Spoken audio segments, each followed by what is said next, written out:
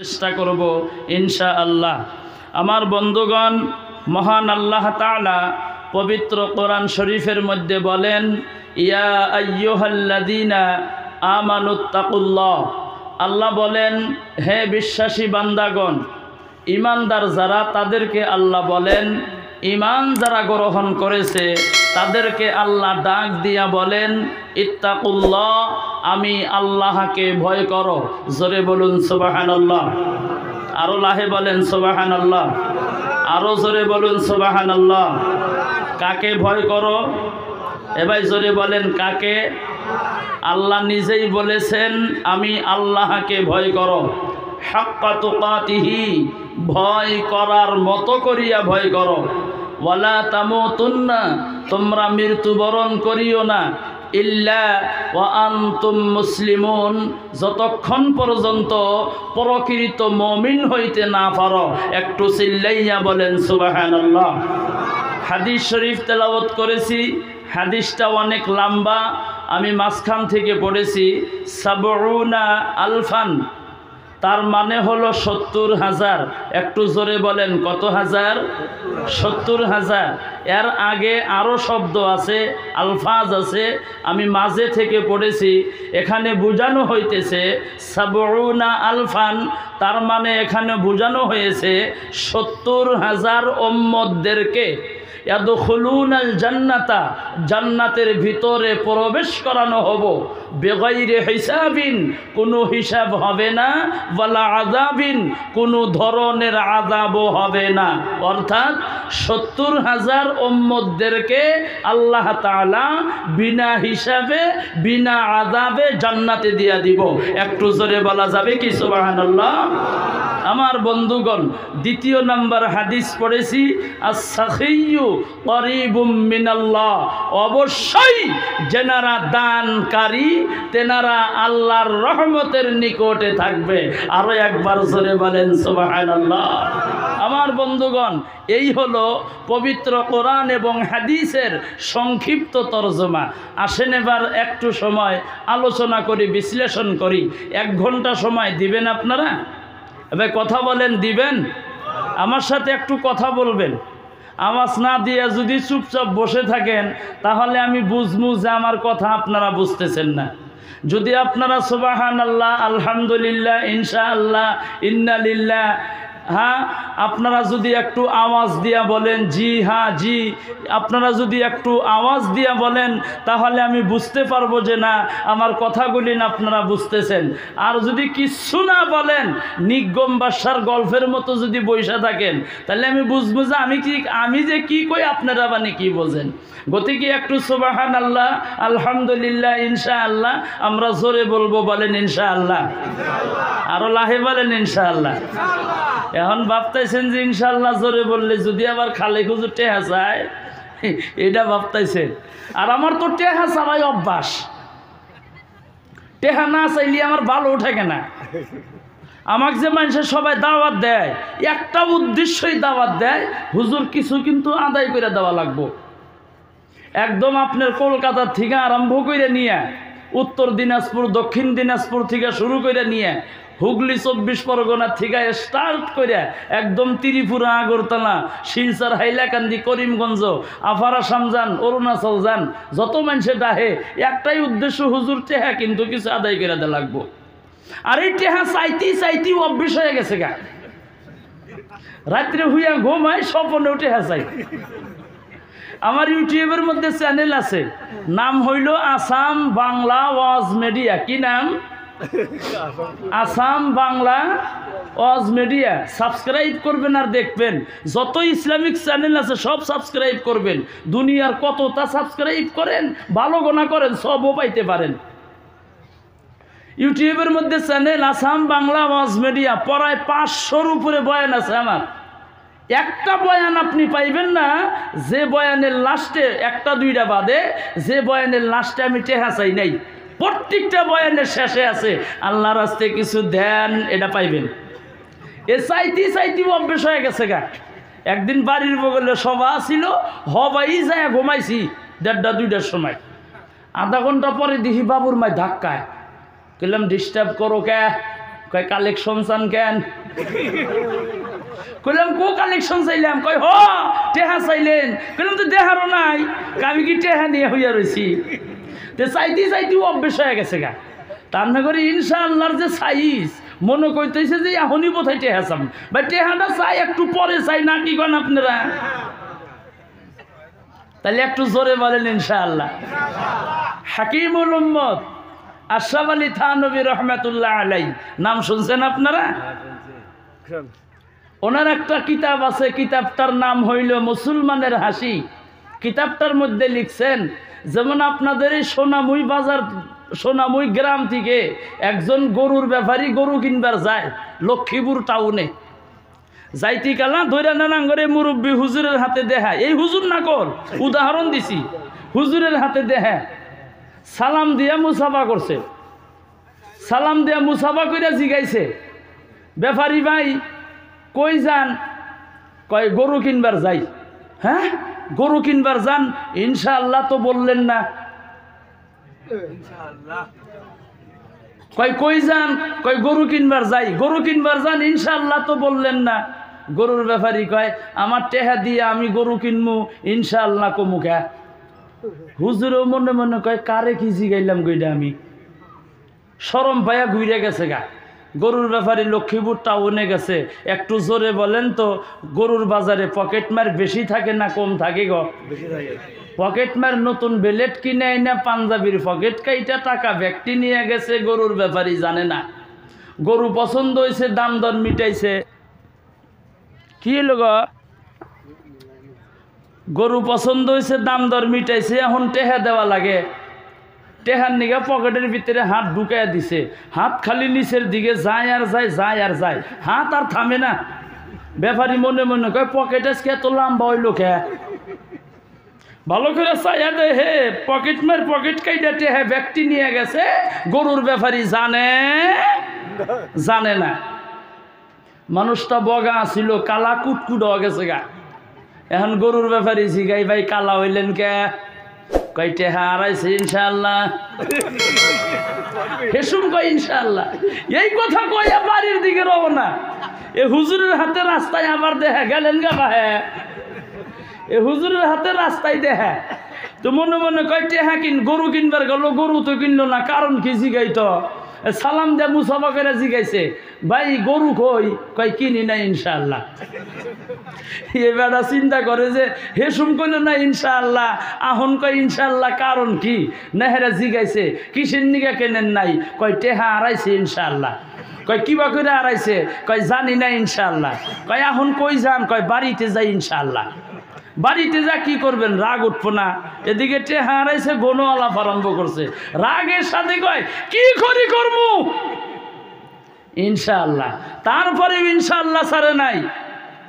আমার বন্ধুগণ, হাকিমুল উম্মত তিনি বলতেছেন, এই ইনশাআল্লাহ যদি তুমি আগেই বলতাও, কি জানি তোমার টাকা হারাইতো। চিল্লাইয়া বলেন সুবহানাল্লাহ। গতিকে আমার বন্ধুগণ, আমরা সুবহানাল্লাহ, আলহামদুলিল্লাহ, ইনশাআল্লাহ একটু জোরে বলবো, বলেন ইনশাআল্লাহ, আরো জোরে বলেন ইনশাআল্লাহ। আমার বন্ধুগণ, আসেন এবার আলোচনা করি। একটা কথা বলেই মূল আলোচনায় যাইব। আজকে আমরা ধর্মসভার মধ্যে বসেছি, এখানে প্যান্ডেলের ব্যবস্থা আছে, লাইটের ব্যবস্থা আছে, স্পিকারের ব্যবস্থা আছে, বক্সের ব্যবস্থা আছে, বসার জন্য খেরের ব্যবস্থা আছে, সাইড থেকে যাতে হাওয়া বাতাস আসতে না পারে তার জন্য সাইডে বেড়ার ব্যবস্থা করা হয়েছে। আমার বন্ধুগণ, উপরে হরেন আছে, সাউন্ডটা যাতে দূরে যায়, মানুষ যাতে বাজারে ঘাটে রাস্তায় না থাকে, তাড়াতাড়ি যাতে প্যান্ডেলের ভিতরে আসে। কিন্তু একটা টাইম আসিল, একটা সময় আসিল, যেই সময়ের মধ্যে বন্ধুগণ লাইটের ব্যবস্থা ছিল না, প্যান্ডেলের ব্যবস্থা ছিল না, খেরের ব্যবস্থা ছিল না, স্টেজের ব্যবস্থা ছিল না, স্পিকারের ব্যবস্থা ছিল না, বক্সের ব্যবস্থা ছিল না, হরেনের ব্যবস্থা ছিল না, উপরে তিরফলের ব্যবস্থা ছিল না, বাঁশের খুঁটার ব্যবস্থা ছিল না। আমার বন্ধুগণ, ওই সময়ের মধ্যে আল্লাহর একজন বান্দা পবিত্র কোরআন এবং হাদিস থেকে আলোচনা করতেছেন। ওই একজন ব্যক্তির আলোচনা শোনার জন্য কিতাবের মধ্যে লিখতেছেন 40,000 বাতিওয়ালা মানুষ ওই জায়গার মধ্যে উপস্থিত হয়ে গেছে। একটু চিল্লাইয়া বলেন সুবহানাল্লাহ। কত হাজার বাতিওয়ালা বলেছি? 40,000। এবার আপনি বুঝে নেন, একটা বাতি, মোমবাতি বলেন, ক্যান্ডেল বলেন, দুয়াত বলেন, হারিকেন বলেন, আর মোবাইলের লাইট বলেন, আর টর্চ বলেন, আপনি যেটাই বলেন না কেন, অন্ধকার রাত্রে যদি আপনি একটা মোবাইলের লাইট নিয়ে যান, একটা লাইটের পহরে একজন, দুইজন, তিনজন, চারজন, পাঁচজন মানুষ যাওয়া যায় কি যায় না বলেন? একটা লাইটের সাথে যদি দুইজন মানুষ থাকে তাহলে 40,000 যদি বাতি, কত হাজার মানুষ হইল? কথা বলেন? 80,000। একটা বাতির সাথে তিনজন লোক থাকলে কত হাজার? 1,20,000। একটা বাতির সাথে চারজন লোক থাকলে কত হাজার? 1,60,000 মানুষ। মানুষের সংখ্যা যত বাড়বে গণনায় তত বাড়বে। আমার বন্ধুগণ, আলোচনা করেন কয়জন? ভাই কথা বলেন, কয়জন? একজন। এবার আপনার মস্তিষ্ক দিয়া, ব্রেন দিয়া, বিবেক দিয়া আপনি এবার জবাব দেন, একজন ব্যক্তি আলোচনা করেন, অগণন মানুষে 40,000 বাতিওয়ালা মানুষ আলোচনা শোনার জন্য গিয়েছেন। একজন ব্যক্তির আলোচনা, যে জায়গার মধ্যে mic, light, pandal, speaker, box কিচ্ছু নেই, ওই জায়গার মধ্যে একজন ব্যক্তির আলোচনা শোনাটা কি সম্ভব? এবার কথা বলেন, সম্ভব? অসম্ভব, ইম্পসিবল। শোনা যাইবে না। তাহলে বলবেন শুনলেন কিভাবে? কিতাবের মধ্যে লিখেন, মাঝে মধ্যে মুকাব্বির বানাইয়া দিছে। কি বানাইয়া দিছে? মুকাব্বির কাদেরকে বলা হয়? ছোটবেলায় আপনারা হয়তো দেখেছেন, আমরাও দেখেছি, ঈদের নামাজে নাইবা জানাজার নামাজে যদি মানুষের সংখ্যা বেশি হতো, ইমাম সাহেব যখন নিয়াত বান্দিতেন আল্লাহু আকবার বলিয়া, এক কাতার দু কাতার পরে পরে আরও একজন ব্যক্তি আল্লাহু আকবার বলেছে। কথা বলেন, বলছে কি বলে নাই? তাদেরকে মুকাব্বির বলা হয়। আর এই মুকাব্বির হিসাব করা হলো 1200। চিল্লাইয়া বলেন কতশো? এই 1200 মুকাব্বিরের দ্বারাই 40,000 বাতিওয়ালা মানুষের মধ্যে একজন ব্যক্তির কোরআন এবং হাদিসের আলোচনা ছড়াইয়া দিয়েছেন। একটু চিল্লাইয়া জোরে বলেন সুবহানাল্লাহ। আমার বন্ধুগণ, আলোচনা করতেছেন, আলোচনা চলতে চলতে চলতে চলতে চলতে চলতে হঠাৎ করে কোনো একটা জায়গা থেকে আল্লাহর একজন বান্দা ওই মাহফিলের মধ্যে উপস্থিত হয়ে গেল। ডাক দিয়া বলে, হুজুর, আপনি এই জায়গার মধ্যে পবিত্র কোরআন এবং হাদিসের কথা আলোচনা করতেছেন। আপনার আলোচনা শুনিয়া এই জায়গার মানুষগুলি দিনদারি, পরহেজগারি, নামাজি হয়ে যাইব। হুজুর গো, আমার একটা কথা বলে, কি কথা? আপনি যদি আমাদের ওই জায়গার মধ্যে যদি যাইতেন, নিশ্চয় আমাদের ওই জায়গার মানুষগুলি আপনার আলোচনা শুনিয়া দিনদারি, পরহেজগারি, নামাজি হয়ে যাইত। হুজুর বললেন, আমার টাইম নাই, আমি যাইতে পারবো না। ওই লোকটি ডাক দিয়া বলেন, হুজুর, আপনি যদি যাইতে পারবেন না তাহলে একটা কথা বলে। কি কথা? আপনি যখন ঘোড়ার পিঠের মধ্যে বসে বাড়ির দিকে রওনা হয়ে যান, বাড়িটা না পাওয়া পর্যন্ত এতটুকুন সময় আপনি আমাকে দিয়া দিবেন। হুজুর ডাক দিয়া বলে, তুমি পাগল নাকি? আমি বাড়ি না পাওয়া পর্যন্ত এতটুকুন সময় আমি তোমাকে কেমন করিয়া দিয়া দিব? লোকটা ডাক দিয়া বলে, হুজুর আপনি বুঝেন নাই, বুঝেন নাই। বলে, বুঝায়া বলো। হুজুর গো, আপনি যখন ঘোড়ার পিঠের মধ্যে বসে বাড়ির দিকে রওনা হয়ে যাবেন, আপনি ঘোড়ার পিঠের মধ্যে বসে বসে বসে বসে পবিত্র কোরআন এবং হাদিসের কথাগুলি আলোচনা করবেন। আমি আপনার পিছনে পিছনে দৌড়াইয়া দৌড়াইয়া যাব, আর আপনার পবিত্র জবানের আলোচনাগুলি শুনব। সুবহানাল্লাহ। বাড়িতে গিয়া বলবেন, এখানে খালি বসে বসে জমা করেন, বাইতে হওয়ার সময় সুবহানাল্লাহ কইবেন। একটু জোরে বলেন সুবহানাল্লাহ, আরো জোরে বলেন সুবহানাল্লাহ। আমার বন্ধুগণ, এই যে সুবহানাল্লাহ জোরে বলেছেন, কোনো ক্ষতি হয়েছে নাকি? লাভ না লোকসান? এবার জোরে বলেন, লাভ না লোকসান? অল্প না বেশি? একটু দেখেন তো কত বেশি। আল্লাহর নবী বলেন যে যত বেশি সুবহানাল্লাহ বলবে, কঠিন কিয়ামতের দিন ওই ব্যক্তির নেকির পাল্লাটা আমার আল্লাহ তাআলা ভারী করিয়া দিব। আমার বন্ধুগণ, আল্লাহর নবী আরো বলেন সুবহানাল্লাহি মা বাইনাস সামাই ওয়াল আরদ।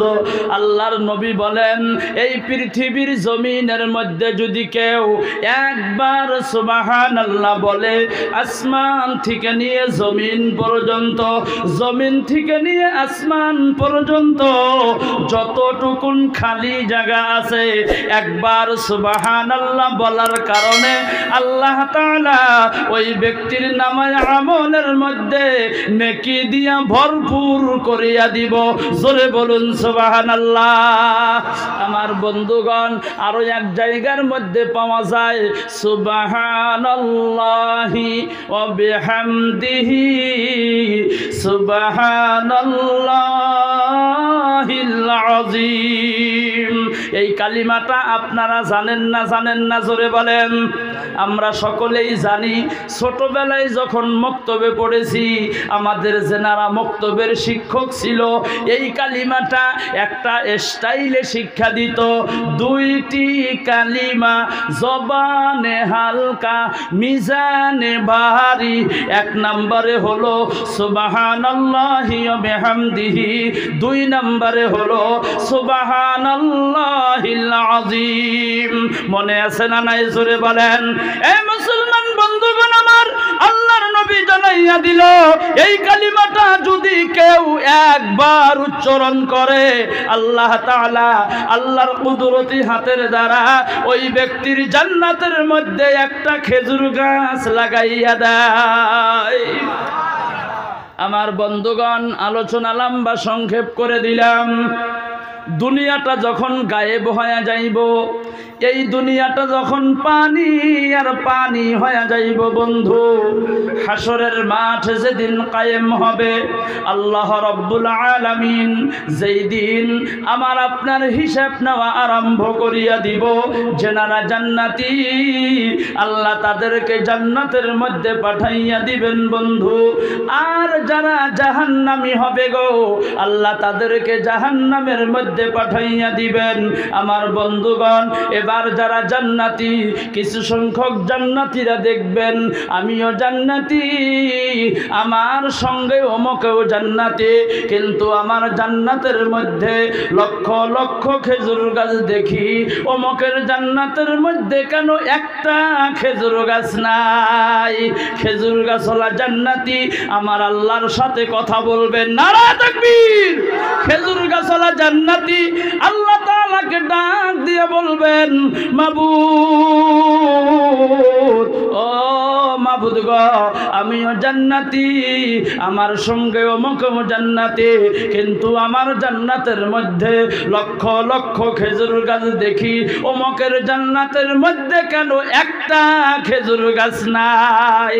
খেজুর গাছওয়ালা জান্নাতির সাথে আল্লাহ তাআলা জবাব দিয়া বলবেন, রে বান্দা, দুনিয়ার জমিনের মধ্যে আমার রাসূল বলেছিল, দুনিয়ার মধ্যে আমার হাবিব বলেছিল, আমার পবিত্রতা যদি কেউ একবার উচ্চারণ করে, আলোচনা করে, বিশ্লেষণ করে, গবেষণা করে, আমি আল্লাহ ওই ব্যক্তির জান্নাতের মধ্যে আমার কুদরতি হাতের দ্বারা একটি খেজুর গাছ লাগাইয়া দেই।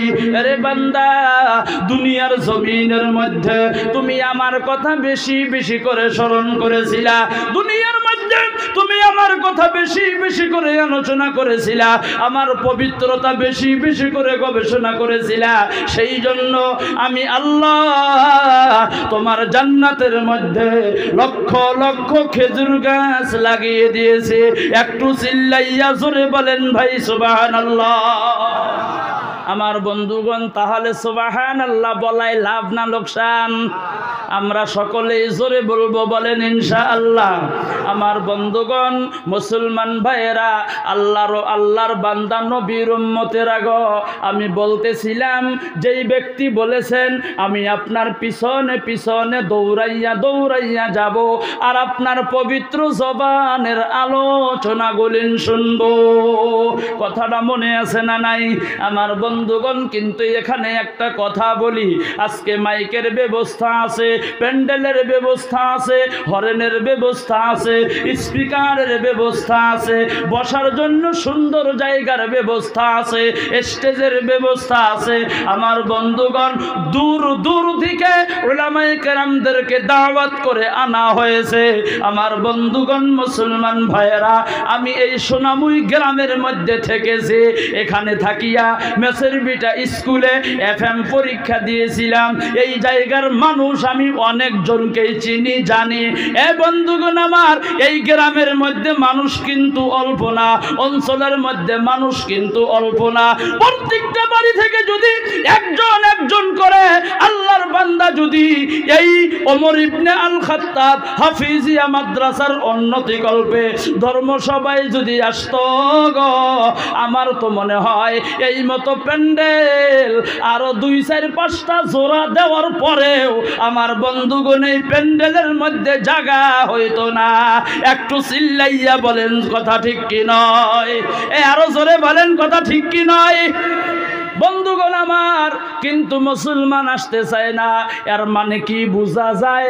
আমার বন্ধুগণ, আমার বন্ধুগণ, আপনি যে কোরআন হাদিসের মাহফিলে আসতে চান না, তার মানে কি বোঝা যায়? এর মানে হলো আপনার কাছে কোরআন হাদিসের কথা বলেন ভালো লাগে না। মনে মনে ভাবে আর কয়, হুজুররা কি বলবেন আমরা তো জানি, ওই নামাজের কথা কব আর মাদ্রাসার কালেকশন করব, এই না তোমরা জানি। কথা বলেন, কয় না? সকালবেলা চায়ের দোকানের মধ্যে বসিয়া আর এক গল্প শুরু হব। যারা চা খায় তারা হয় মুফতি সাহেব, যে চা বানায়া দেয় তিনি হয় ইন্টার পাস, যে চা আনিয়া দেয় তিনি হয় FM পাস, যে চায়ের দোকানের মালিক তিনি হয় MM পাস, মানে মৌলানা। এবার চা খায় কারা? এ কথা বলেন, কারা খায়? মুফতি সাহেব। কারা চা খায়? মুফতি সাহেব। চা খায় আর ফতুয়া জারি করে। জামাকালকে ওমর ইবনে আল খাত্তাব হাফিজিয়া মাদ্রাসার ধর্মসভায় বক্তা এসেছিল কলকাতা থেকে, নব মুসলমান বেদ বিশেষজ্ঞ, যেটা বক্তা না বা খুব কম পারে। চায়ের দোকানের মালিক MM পাস, মানে মৌলানা আগা, তিনি ডাক দিয়া বলে, ও মুফতি সাহেবরা কি কইছে অল্প বলো। আমি তো দোকানের ব্যস্ততার জন্য যাইতে পারি নাই। এবার যারা চা খায় মুফতি সাহেব ফতুয়া জারি করে, কয় খুব কইছে গো। কি কইছে অল্প বলো? কয় তামাম কইছে। কইছে কি অল্প বলো? কয় যেটা কওয়া পারে না। কি কইছে একটু বলো? কই সেই রকম কওয়া পারে গো। কইছে কি সেইটা কও? কই ভাষায় প্রকাশ করা যায় না। তার মানে একটাও মনে নাই, খালি বৈশা বৈশা গলার টোন হচ্ছে, অন্য কিছুই হনে নাই। মোবাইল নিয়ে দেখেন রাস্তার মধ্যে অনেক যুবকেরা ব্যস্ত আছে, হোয়াটসঅ্যাপের মধ্যে ব্যস্ত, ফেসবুকের মধ্যে ব্যস্ত, ইউটিউবের মধ্যে ব্যস্ত, ইনস্টাগ্রামের মধ্যে ব্যস্ত। আমার বন্ধুগণ মোবাইল ফোনের মধ্যে ব্যস্ত, একজন এক একটা কাজের মধ্যে। অনেক যুবক যুবতী আছে গা রাস্তা দোকানের মধ্যে ব্যস্ত। কথা বলেন আছে কি নাই? কোরআন ভালো লাগে না। অনেক যুবক যুবতী আছে কোরআন পড়তেও জানে না। কথা বলেন আছে না নাই? এবার জোরে বলেন আছে না নাই? অনেক যুবক যুবতী আছে কোরআন শরীফ পড়তেও জানে না। আমাদের মতো অনেক মুরব্বী আছে, আমাদের ছেলে মেয়েদেরকে যে কোরআনের শিক্ষা দেওয়া লাগবে এইটা বর্তমান গুরুত্বও ভালো করিয়া দেয় না। প্রাইভেট স্কুল আছে না নাই? আলোচনা লম্বা, আমি কিন্তু সংক্ষিপ্ত বলছি, ভালো করে বুঝবেন, কারণ সময় সংকীর্ণ, টাইম কম, আলোচনা অনেক লম্বা। প্রাইভেট স্কুল আছে, সকালবেলা দেখবেন মা হাতের মধ্যে ব্যাগটা লইয়া, স্কুলের ব্যাগটা হাতের মধ্যে লইয়া সন্তানের আঙ্গুলটা ধরিয়া স্কুলে নিয়ে যায়। কথা বলেন নাই কি নাই না? বেলা 12টা না বাজলে মা স্কুলের বারান্দায় নাইবা কোনো গাছের ছায়ার তলে বসিয়া থাকে। ও মা, এখানে বসে আছেন কেন? কয় আমার সন্তান স্কুলে পড়ে, বাড়িতে যান, ছুটি হলে আসবেন। কয় না, আমি যদি বাড়িতে যাই আমার সন্তান স্কুলে থাকবে না, শুধু খালি কান্দিব, সেই জন্য বসিয়া থাকি, যখন ছুটি হয় তখন সাথে করিয়া নিয়ে যাই। ভালো কথা।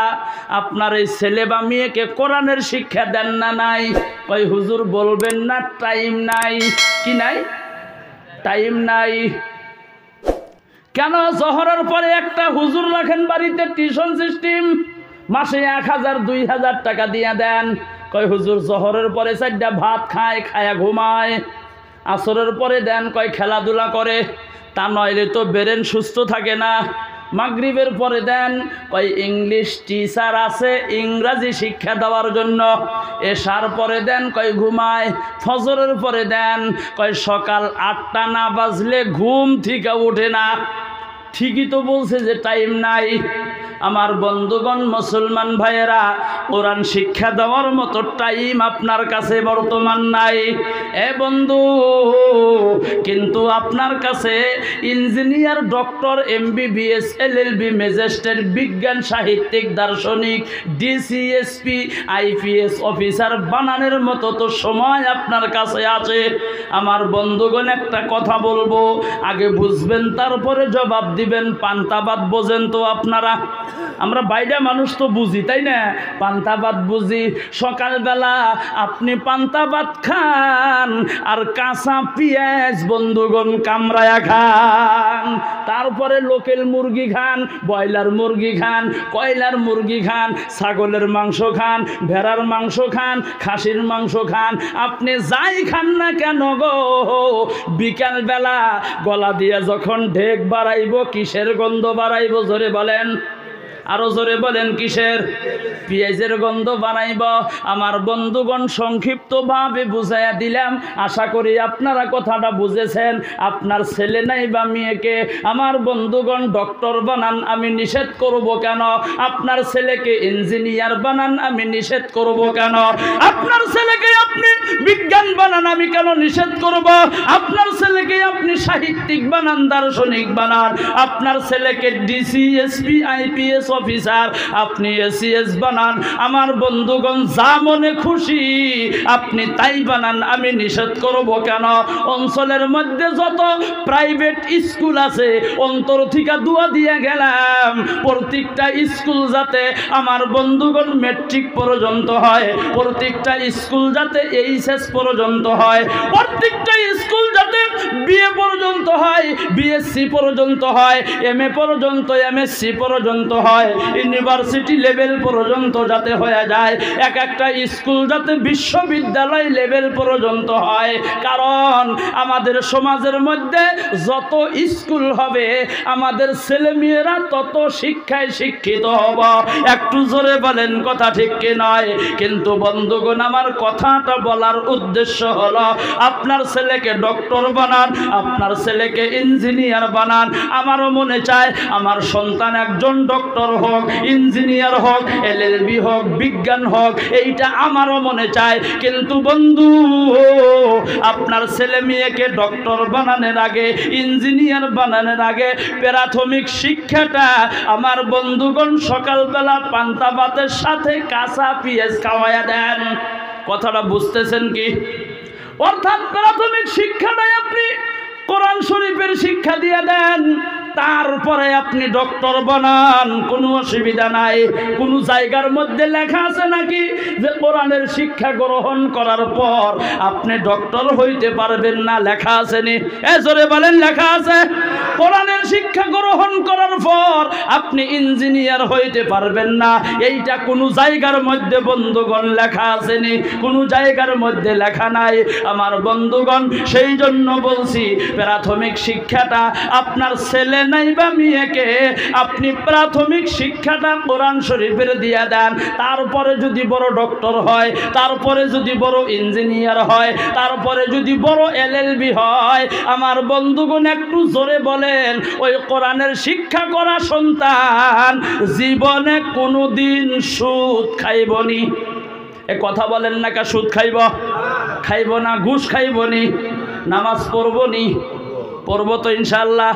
আমার বন্ধুগণ, এবার আপনারা জবাব দেন, জোরে বলবেন, আমি প্রাইভেট স্কুলের বিরোধিতা করেছি নাকি? জোরে বলেন, বিরোধিতা করেছি? বিরোধিতা করি নাই। আমার বন্ধুগণ, পৃথিবীর মধ্যে সব থেকে দামি কিতাবের নাম কি ভাই? আরো লাহে বলেন, মানসে হুনবো, জোরে বলেন, কোরআন। এই যে এখানে 4 জন ছেলেকে কোরআনের হাফিজ ঘোষণা দেওয়া হলো, মাথায় পাগড়ি দেওয়া হলো। আপনারা সকলে এখানে বসে বসে দেখলেন, আমরাও দেখলাম, মাথায় পাগড়িটা বেঁধে দিলাম। আপনার কি মনের মধ্যে চায় না আমারও সন্তান এই মতো মাহফিল থেকে কোরআনের হাফিজ হওয়ার পর আমিও সম্মান পাই, আমার ছেলের মাথার মধ্যে পাগড়িটা বেঁধে দেওয়া হোক? এইটা কি আপনার মনে চায় না? চায় না? জোরে বলেন, আরো লাহে বলেন, চাই কি চায় না? আমার বন্ধুগণ, পৃথিবীর মধ্যে সব থেকে দামি গ্রন্থ পবিত্র কোরআন। এই কোরআন শরীফ যারা আউয়াল থেকে আখের পর্যন্ত মুখস্থ করে তাদেরকেই বন্ধুগণ কোরআনের হাফিজ বলা হয়। একটু জোরে বলেন ভাই সুবহানাল্লাহ। এই বন্ধুগণ আমার, এই পবিত্র কোরআন শরীফ আজকে আমি মুসলমানের সন্তান হইয়া পড়তে জানি না, কিন্তু গায়ের কম। আমার বন্ধুগণ, আমরা যেনাকে জাতির পিতা বলি, মোহনদাস করমচাঁদ গান্ধী ওরফে মহাত্মা গান্ধী কিন্তু কোরআন পড়তে জানত। আমার বন্ধুগণ, সিনেমা জগতের অ্যাক্টর অমিতাভ বচ্চন, যিনি নাম্বার 1 বলে বলা হয়, আমার বন্ধু 4-5 বছর আগে, লকডাউনের আগে, বাড়িতে একটা হুজুর রাখিয়া তিনি কোরআনের শিক্ষা করেছে। অমিতাভ বচ্চন তিনি বলেছে, আমি যত কিতাব অধ্যয়ন করি না কেন, যখন কোরআন শরীফ তেলাওয়াত করি আমার অন্তরের মধ্যে যতটুকুন শান্তি আসে, অন্য কিতাব অধ্যয়ন করিয়া আমি এতটুকুন শান্তি জীবনেও পাই নাই। সুবহানাল্লাহ খালি নেই জমা করেন, এটা সুবহানাল্লাহ হইল মনে কয় গরুস্থানে বয়ান করি। একটু জোরে বলেন ভাই সুবহানাল্লাহ, আরো জোরে বলেন সুবহানাল্লাহ। আমার বন্ধুগণ, মোহনদাস করমচাঁদ গান্ধী ওরফে মহাত্মা গান্ধী নাম শুনছেন আপনারা? দেখছেন ওনাকে? এবার কথা বলেন, দেখছেন? দেখেন নাই? 10 টাকার নোটের মধ্যে আছে, কথা বলেন, আছে না নাই?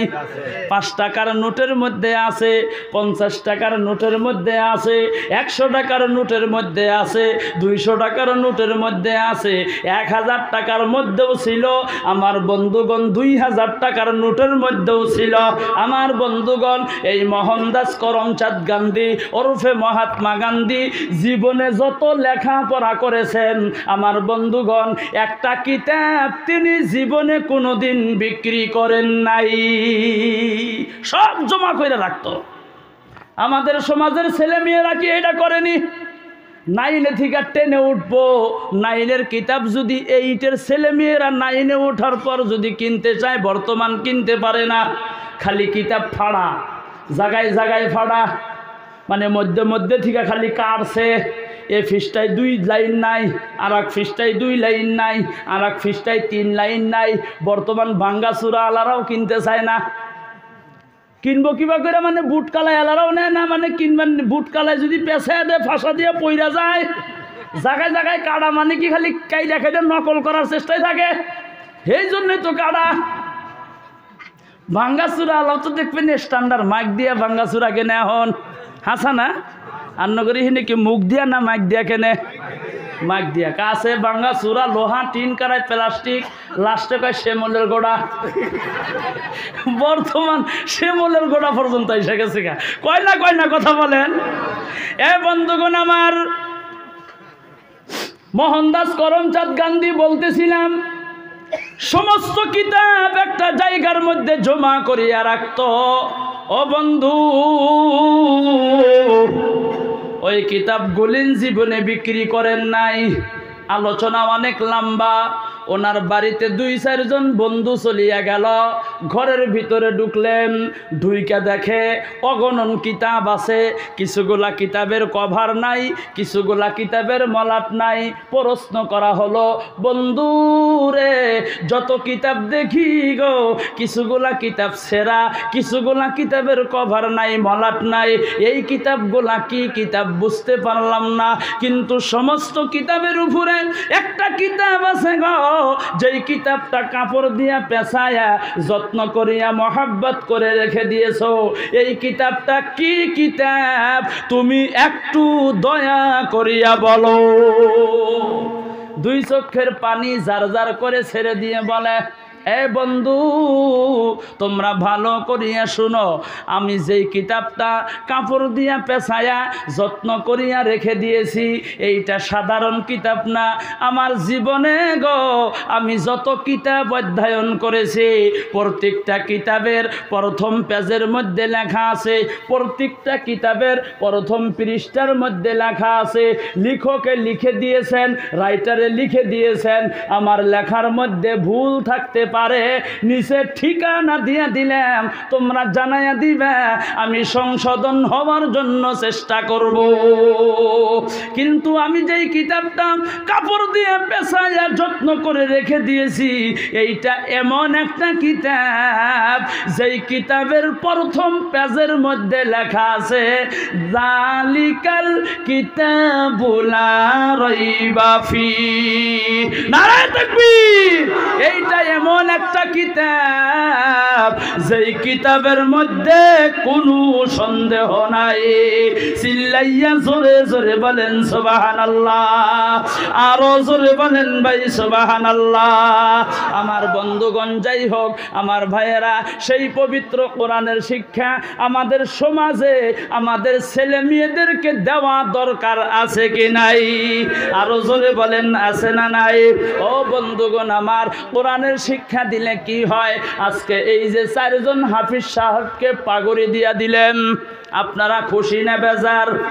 আরো লাহে বলেন, খুশি না বেজার?